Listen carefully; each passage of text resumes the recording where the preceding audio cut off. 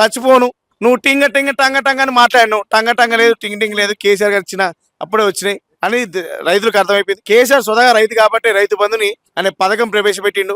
దేశంలో ఏ రాష్ట్రంలో లేని రైతు బంధు పథకం తెలంగాణలో ఇంప్లిమెంట్ అయింది. చనిపోతే ఆ రైతు కుటుంబాల్లో చీకట్లు ఉండొద్దని రైతు బీమాని పథకం పెట్టి ఆ కుటుంబానికి 5 లక్షలు చాదుకున్న వ్యక్తి కేసీఆర్ అయితే, ఇలా రాష్ట్రంలో 24 నెలల కాలంలో 800 మంది రైతులు చచ్చిపోయినా కానీ పట్టించుకొని సన్నాసి రాష్ట్ర ముఖ్యమంత్రి. ఎక్కడ లేవు చావులు రాష్ట్రంలో ఎక్కడైనా.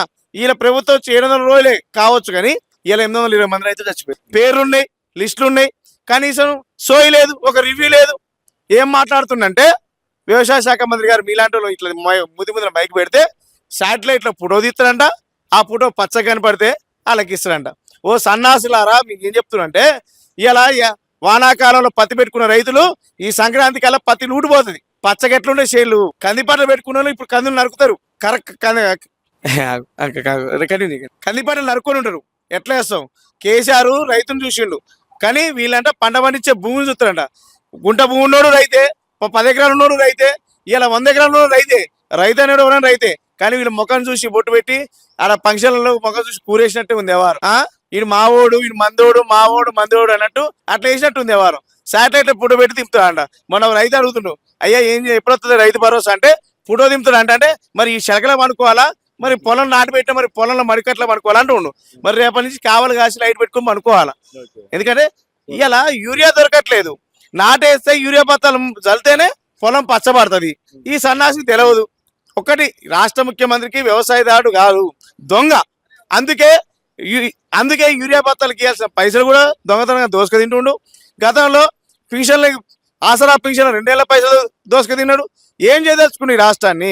ఎద్దేడ్చిన వ్యవసాయం, రైతేడ్చిన రాజ్యం బాగుపడేది అని కేసీఆర్ గారు ఇన్ని పథకాలు పెడితే రైతును రాజు చేస్తే, ఈ రాష్ట్ర ముఖ్యమంత్రి రైతు అనేటోడే ఉండొద్దు, ఎండిపోవాలా, ఎసరు పెట్టాలా, ఉన్న ఎల్ని దందా చేసుకోవాలి, నేను రియల్ ఎస్టేట్ బ్రోకర్ని కాబట్టి ఎండ పెట్టాలని చూస్తున్నాను.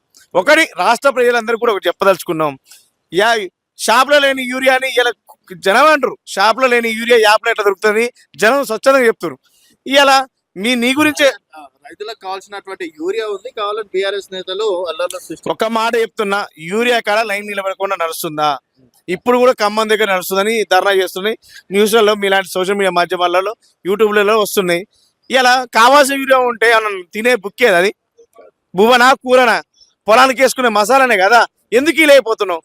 300 రూపాయల దానికి యాప్లో బుక్ చేయాలా. ఆ బుక్ చేస్తే పలానా కోల్డ్ స్టోరేజ్లో ఉందంటే ఆడ లేనే లేదు, నో స్టాక్ అని పెడుతున్నారు. నిన్న మరిగూడలో అదే పంచాది.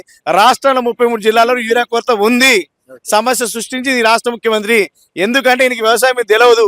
ఎంత పంట ఎత్తే ఎంత ఎంత ఎన్ని ఎకరాలకి ఎంత మాల వేయాలో తెలియదు, ఎంత మసాలా వేయాలో తెలియదు. కాబట్టే ఇదంతా జరిగింది. కాలం నీళ్ళు వేయాలి ఇంతవరకు. డిసెంబర్ 31 తారీఖు